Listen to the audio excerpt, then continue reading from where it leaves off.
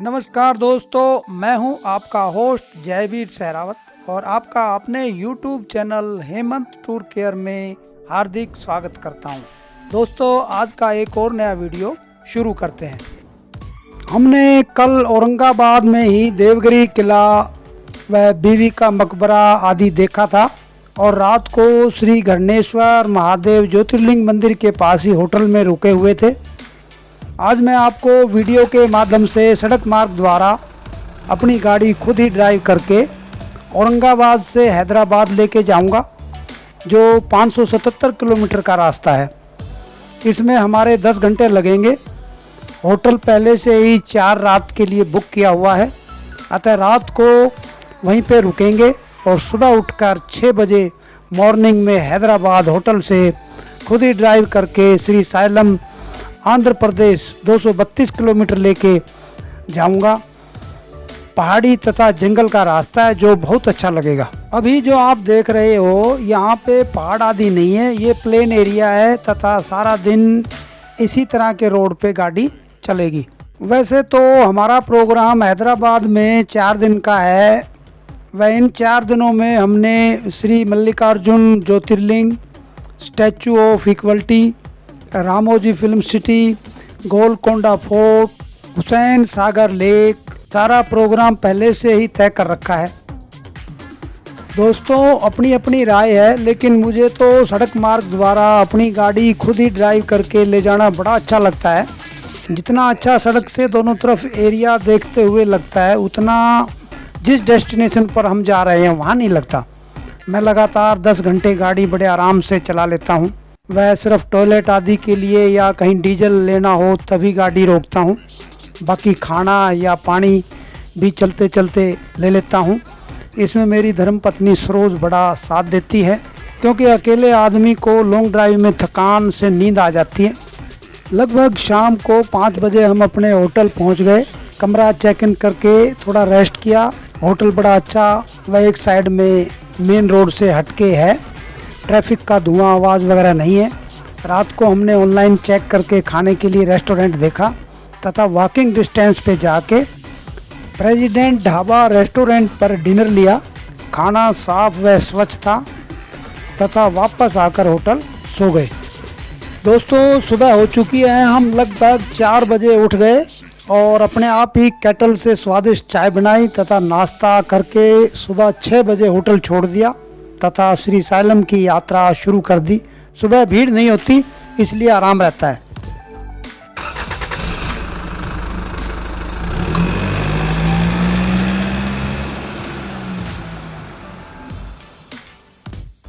हैदराबाद को काफ़ी पीछे छोड़ दिया।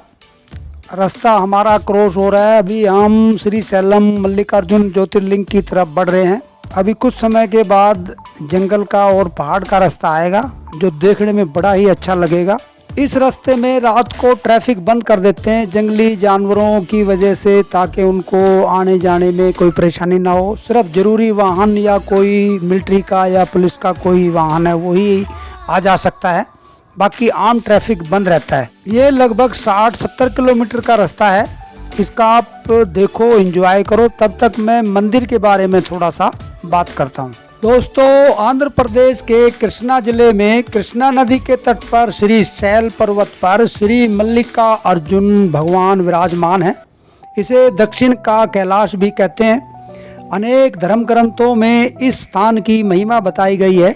महाभारत के अनुसार श्री शैल पर्वत पर भगवान शिव की पूजा अश्वमेघ यज्ञ के बराबर होती है। कुछ ग्रंथों में तो यहाँ तक लिखा है कि श्री शैल पर्वत के शिखर के दर्शन मात्र करने से दर्शकों के सभी प्रकार के कष्ट दूर हो जाते हैं और अनंत सुखों की प्राप्ति होती है और आवागमन के चक्कर से मुक्त हो जाता है। श्री मल्लिका अर्जुन भगवान की पौराणिक कथा इस प्रकार से है कि शिव पार्वती के पुत्र स्वामी कार्तिकेय और गणेश दोनों भाई विवाह के लिए आपस में कलह करने लगे। कार्तिकेय का कहना था कि वे बड़े हैं, इसलिए उनका विवाह पहले होना चाहिए, किंतु श्री गणेश अपना विवाह पहले करना चाहते थे। इस झगड़े पर फैसला देने के लिए दोनों अपने माता पिता भवानी और शंकर के पास पहुँचे। उनके माता पिता ने कहा, तुम दोनों में से जो कोई इस पृथ्वी की परिक्रमा करके पहले आ जाएगा उसी का विवाह पहले होगा। और शर्त सुनते ही कार्तिकेय जो पृथ्वी की परिक्रमा करने के लिए दौड़ पड़े। इधर शतुलकाय श्री गणेश जी और उनका वाहन भी चूहा भला इतनी शीघ्रता से कैसे परिक्रमा कर सकते हैं। गणेश जी के सामने भारी समस्या थी। श्री गणेश जी शरीर से जरूर शतुल थे, किंतु वे बुद्धि के सागर हैं। उन्होंने कुछ सोच विचार किया और अपनी माता पार्वती तथा पिता देवादिदेव महादेव से एक आसन पर बैठने का आग्रह किया। उन दोनों के आसन पर बैठ जाने के बाद श्री गणेश जी ने उनकी 7 परिक्रमा कर फिर विधिवत पूजन किया। इस प्रकार श्री गणेश माता पिता की परिक्रमा करके पृथ्वी की परिक्रमा से प्राप्त होने वाले फल की प्राप्ति के अधिकारी बन गए। उनकी चतुर बुद्धि को देखकर शिव और पार्वती दोनों बहुत खुश हुए। उन्होंने श्री गणेश का विवाह भी करा दिया। जिस समय स्वामी कार्तिकेय संपूर्ण पृथ्वी की परिक्रमा करके वापस आए, उस समय श्री गणेश जी का विवाह विश्व रूप प्रजापति की पुत्रियों सिद्धि और बुद्धि के साथ हो चुका था। इतना ही नहीं, श्री गणेश जी को उनकी सिद्धि नामक पत्नी से क्षेम तथा बुद्धि नामक पत्नी से लाभ, ये 2 पुत्र तन भी मिल गए। भ्रमणशील और जगत का कल्याण करने वाले देवर्षि नारद ने स्वामी कार्तिकेय से यह सारा वृत्तांत कह सुनाया। श्री गणेश का विवाह और उन्हें पुत्रों का लाभ का समाचार भी सुनाया। इससे कार्तिकेय बहुत दुखी हुए। इस प्रकार से नाराज कार्तिकेय ने शिष्टाचार का पालन करते हुए अपने माता पिता के चरण छुए और वहां से चल दिए। कार्तिकेय स्वामी माता पिता से अलग होकर क्रोच पर्वत पर रहने लगे। शिव और पार्वती ने अपने पुत्र कार्तिकेय को समझा बुझाकर बुलाने हेतु देव ऋषि नारद को क्रोच पर्वत पर भेजा। देव ऋषि नारद ने बहुत प्रकार से स्वामी को मनाने का प्रयास किया, किंतु वे वापस नहीं आए। उसके बाद कोमल हृदय माता पार्वती पुत्र स्नेह में व्याकुल हो उठी। वे भगवान शिवजी को लेकर क्रोच पर्वत पर पहुंच गई। इधर स्वामी कार्तिकेय को क्रोच पर्वत पर अपने माता पिता के आगमन की सूचना मिल गई। वे अपने वहां से 3 योजन अर्थात 36 किलोमीटर दूर पर्वत पर चले गए। दोस्तों, कथा को थोड़ा सा विराम देता हूं। आगे अभी हम साक्षी गणेश मंदिर पहुंच चुके हैं। ये मेन मंदिर से लगभग 2 किलोमीटर पहले ही मेन रोड पे है। आपको यहाँ पे सबसे पहले दर्शन करने होते हैं, उसके बाद आगे मंदिर की यात्रा शुरू करते हैं। दर्शन के बाद आगे की यात्रा शुरू करेंगे। यहाँ पे पार्किंग भी है, भीड़ भी काफ़ी रहती है, आराम से दर्शन हो जाते हैं। गणेश जी के दर्शन के बाद रुकी हुई कथा को फिर शुरू करते हैं। कार्तिकेय के चले जाने पर भगवान शिव उस क्रोच पर्वत पर ज्योतिर्लिंग के रूप में प्रकट हो गए। तभी से वे मल्लिकार्जुन ज्योतिर्लिंग के नाम से प्रसिद्ध हुए। मल्लिका माता पार्वती का नाम है, जबकि अर्जुन भगवान शंकर को कहा जाता है। इस प्रकार से सम्मिलित रूप से मल्लिका अर्जुन नाम से यह ज्योतिर्लिंग जगत में प्रसिद्ध हुआ। माता पिता के आने व समझाने पर कार्तिकेय स्वामी जी का गुस्सा कुछ शांत हुआ और आगे चल के ये जगह मल्लिकार्जुन नाम से जाना गया। मुख्य मंदिर के बाहर पीपल पाकर का सम्मिलित वृक्ष है। उसके आसपास चबूतरा है। दक्षिण भारत के दूसरे मंदिरों के समान यहाँ भी मूर्ति तक जाने का टिकट कार्यालय से लेना पड़ता है। पूजा का शुल्क टिकट भी अलग से होता है। यहाँ लिंग मूर्ति का स्पर्श प्राप्त होता है। मल्लिकार्जुन मंदिर के पीछे पार्वती मंदिर है। इन्हें ही मल्लिका देवी कहते हैं। सभा मंडप में नंदी की विशाल मूर्ति है। मंदिर मार्ग के पूर्व द्वार से लगभग 2 मील पर पाताल गंगा है। इसका मार्ग कठिन है। 1 मील का उतार, फिर 852 सीढ़ियां हैं। पर्वत के नीचे कृष्णा नदी है। यात्री स्नान करके यहाँ से चढ़ाने के लिए जल लाते हैं। यहाँ कृष्णा नदी में 2 नाले मिलते हैं। यह स्थान त्रिवेणी कहा जाता है। इसके समीप पूर्व की ओर एक गुफा है। इसमें भैरव आदि मूर्तियाँ हैं। यह गुफा कई मील गहरी कही जाती है। अब आजकल तो यहाँ पे रोपवे भी शुरू हो चुका है। इससे यात्रियों को काफ़ी आसानी हो गई है। मल्लिका अर्जुन मंदिर से लगभग 6 मील पर शिखरेश्वर तथा हाटकेश्वर मंदिर है। यह मार्ग कठिन है। शिखरेश्वर से 6 मील पर एकम्मा देवी का मंदिर घोर वन में है। वहां मार्ग दर्शक एवं सुरक्षा के बिना यात्रा संभव नहीं है। हिंसक पशु इधर उधर बने रहते हैं। लगभग 500 वर्ष पूर्व विजयनगर के महाराजा कृष्ण राय यहाँ पहुँचे थे। उन्होंने यहाँ एक सुंदर मंडप का भी निर्माण करवाया था, जिसका शिखर सोने का बना हुआ है। उनके 150 वर्ष बाद श्री छत्रपति शिवाजी महाराज भी मल्लिका अर्जुन ज्योतिर्लिंग के दर्शन हेतु क्रोंच पर्वत पर पहुँचे थे। उन्होंने मंदिर से थोड़ी ही दूरी पर यात्रियों के लिए एक उत्तम धर्मशाला बनवाई थी। इस पर्वत पर बहुत से शिवलिंग मिलते हैं और यहाँ शिवरात्रि के दिन मेला लगता है। मंदिर के पास ही जगदम्बा का भी एक स्थान है। यहाँ पार्वती माता को भ्रमरांबा कहा जाता है। दोस्तों, मंदिर की पौराणिक कथा के बाद अब हम यहाँ मंदिर के प्रांगण में आ चुके हैं।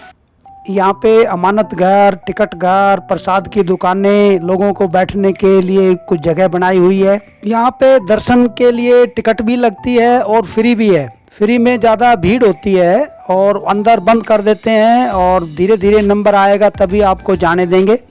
150 रुपये की टिकट में थोड़ी सी भीड़ कम हो जाती है और उससे ऊपर एक वीआईपी दर्शन की टिकट है, उसमें और भीड़ कम होती है। तो अपनी सुविधा के हिसाब से जैसा भी आप चाहो वैसे दर्शन कर सकते हो।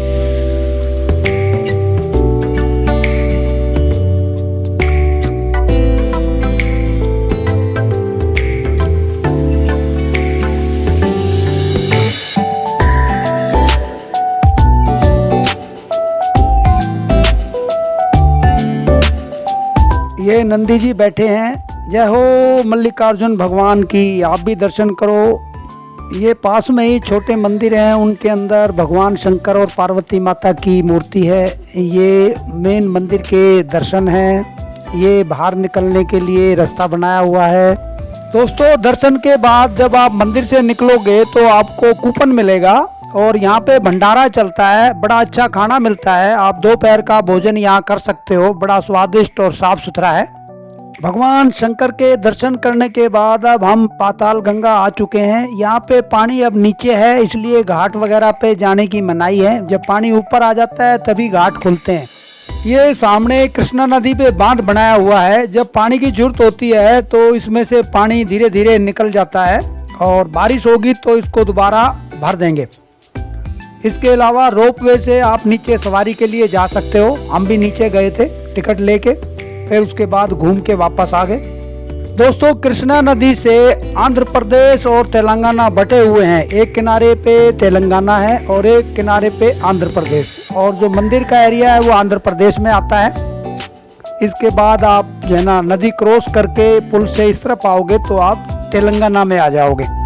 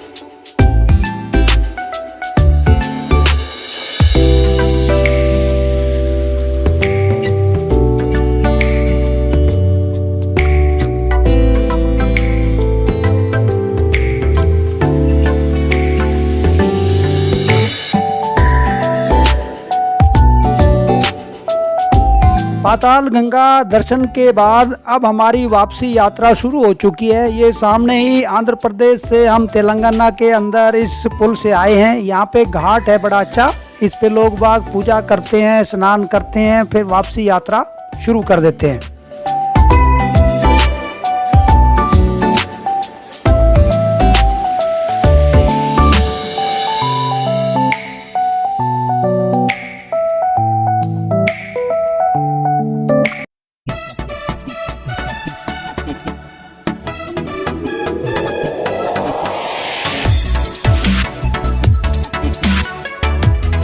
जब हम वापस आते हैं तो लेफ्ट हैंड को ये बांध एरिया है, यहाँ पे पानी भरा हुआ है, यहाँ पे आप ऊपर चढ़ के देख सकते हो। दोस्तों लगभग 7 बजे हम वापस हैदराबाद आ चुके हैं 11 घंटे की यात्रा के बाद।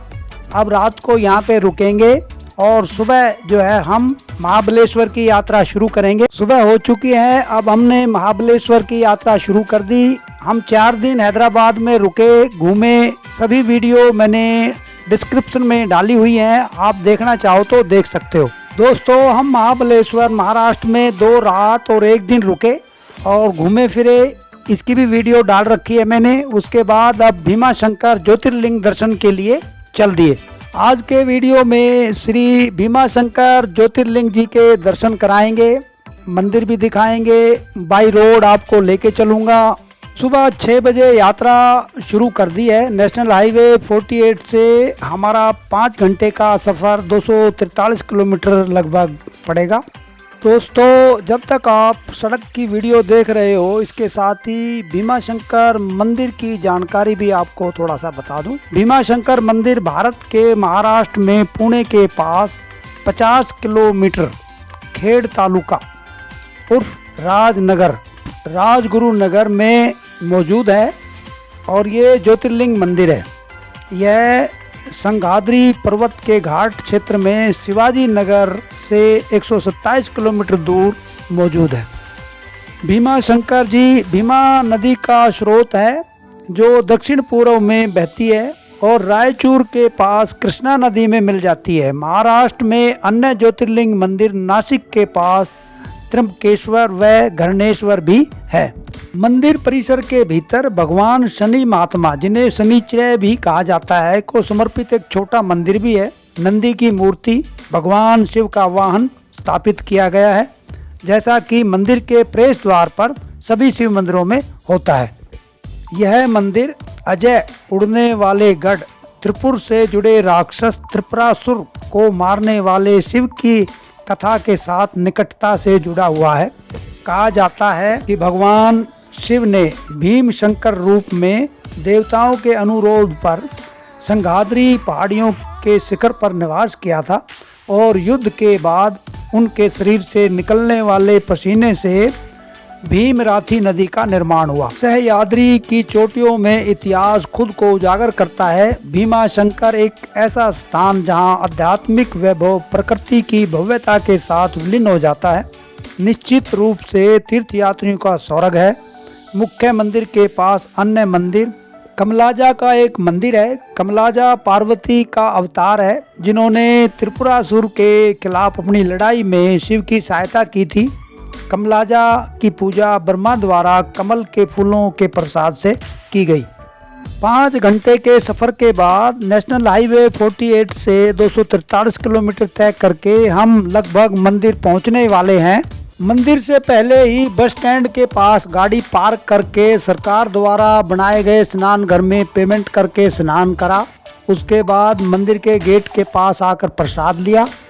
दोस्तों प्रसाद मंदिर के नज़दीक से ही लेना चाहिए, क्योंकि 200 सीढ़ियाँ उतरनी है। प्रसाद साथ भी रखोगे तो आपको उतरने में प्रॉब्लम होगी। यहाँ पे आप शिवलिंग पर जल चढ़ा सकते हैं, इसके लिए आपको थाली व लोटा प्रसाद की दुकान से ही मिल जाएगा। वापसी में आपने प्रसाद के पैसे थाली लोटा जमा करवाने होते हैं। दोस्तों खेड़ राजगुरु नगर पुणे जिले का प्रशासनिक तालुका है, जिसमें घोड़ और भीमा नदियों के ऊपरी भाग शामिल है। भीमा शंकर मंदिर खेड़ के उत्तर पश्चिम में 50 किलोमीटर दूर भोरगिरी गांव में मौजूद है।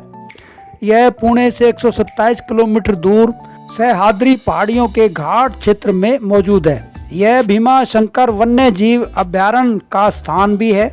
यह पुणे से सड़क मार्ग लगभग 130 किलोमीटर दूर और मंचर से 62 किलोमीटर दूर है। भीमा शंकर पुणे जिले में आता है। यहाँ पर आप हवाई मार्ग से भी आ सकते हो। निकटतम हवाई अड्डा पूना है, जिसकी कनेक्टिविटी हर शहर से जुड़ी हुई है, और निकटतम रेलवे स्टेशन पुणे जंक्शन है। आप रेल मार्ग से भी आ सकते हो। आपको बाद में पुणे से यहाँ तक टैक्सी द्वारा आना पड़ेगा। 200 सीढ़ियाँ उतरने के बाद आखिर में हम मंदिर के परिसर में आ चुके हैं। यहाँ पे भीड़ ज़्यादा नहीं है, खुले दर्शन होंगे, आप भी दर्शन करो। मोक्ष कुंड तीर्थ भीमा शंकर मंदिर के पीछे है और यह ऋषि कौशिक से जुड़ा हुआ है। सरव तीर्थ, कुशाण्य तीर्थ भी है। जहाँ भीम नदी पूर्व की ओर बहती है वहाँ पे ज्ञान कुंड भी है।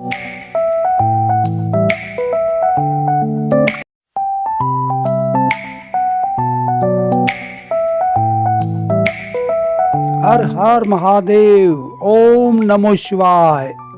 दोस्तों, हमने अंदर मंदिर के दर्शन कर लिए हैं और आप दर्शन के बाद आप भी दर्शन करो।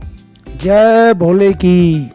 दोस्तों, बड़े खुले दर्शन हुए और दर्शन के बाद अब हमने प्रोग्राम बनाया है कि मालेगांव जाएंगे, जो लगभग 255 किलोमीटर दूर है।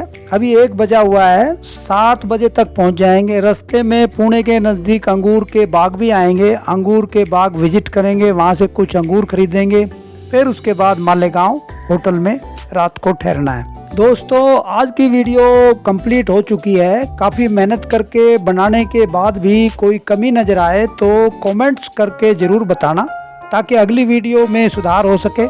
फिर मिलते हैं किसी और नई वीडियो में, तब तक के लिए नमस्कार, जय हिंद, धन्यवाद।